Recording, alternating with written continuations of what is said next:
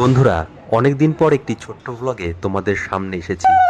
আজ জামাই ষষ্ঠী, বাঙালির এক ঐতিহ্যবাহী সাংস্কৃতিক লৌকিক আচার। জ্যৈষ্ঠ মাসের শুক্লপক্ষের ষষ্ঠী তিথিতে বাঙালির ঘরে ঘরে প্রতিটি মায়েরা তাদের মেয়ে জামাইয়ের মঙ্গল সাধনের জন্য ষষ্ঠী পুজো করে থাকেন। আজ ঘোষ পরিবারে ডবল জামাই ষষ্ঠী। আমি এখন ঘোষবাড়ির বড় জামাই। আমার 10তম জামাই ষষ্ঠী, আর হিমাংশুর জীবনে প্রথম জামাই ষষ্ঠী। আজ প্রথম আর 10ম মিলেমিশে একাকার। আপনারা বয়োজ্যেষ্ঠ যারা এই ভিডিও দেখছেন, আশীর্বাদ করবেন হিমাংশু এবং রূপার দাম্পত্য জীবন যেন সুখ ও সমৃদ্ধিতে ভরে ওঠে। প্রতি বছরের মতোই সকালে চিড়ে দইয়ের সাথে ফলাহারে শুরু হলো দিনটি। আজ শনিবার হওয়ায় জামাই ষষ্ঠীর আসল ভুরিভোজ হলো রবিবারে।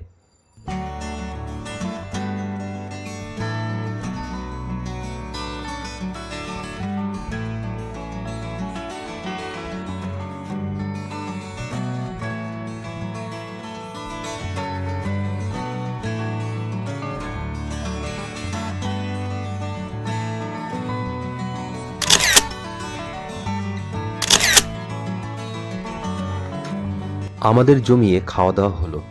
এদিকে রূপার ছাদ বাগানটা আপনাদের একবার দেখিয়ে আসি। বর্ষার জল পেয়ে গাছগুলো বেশ সুন্দর এবং সতেজ হয়ে আছে। বিভিন্ন ভ্যারাইটির চাপা গাছের কালেকশন রয়েছে এখানে, এমনকি পদ্ম গাছও আছে।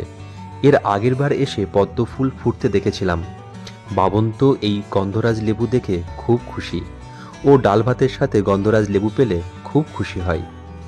বন্ধুরা, আজ এখানেই শেষ করব। আজ তো আন্তর্জাতিক যোগা দিবস।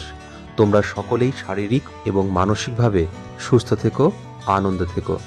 দেখা হবে বাবনের জন্মদিনের ভিডিওতে।